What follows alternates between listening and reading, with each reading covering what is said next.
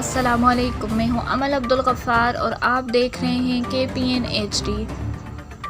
حکومت کی نیپرا کو بجلی 95 پیسے فی یونٹ مہنگی کرنے کی درخواست۔ اسلام آباد حکومت نے نیپرا کو بجلی 95 پیسے فی یونٹ مہنگی کرنے کی درخواست دے دی ہے، جس کے بعد کہ الیکٹرک کے علاوہ تمام صارفین کے لیے بجلی مہنگی ہونے کا امکان ہے۔ دستاویز کے مطابق حکومت نے national electric power regulatory authority سے بجلی کی بنیادی ٹیرف میں 95 پیسے فی یونٹ اضافے کی درخواست کی ہے اور تمام سلیبس کے لیے فی یونٹ بجلی 8 پیسے سے 95 پیسے تک مہنگی کرنے کی تجویز دی گئی۔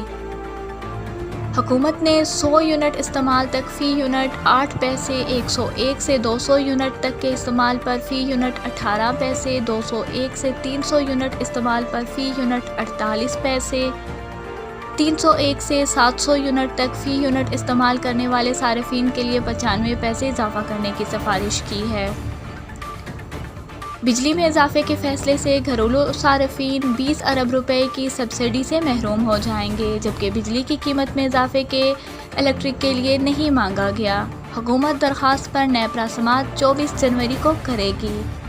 مزید نیوز اپڈیٹس کے لیے دیکھتے رہیے KPN HD۔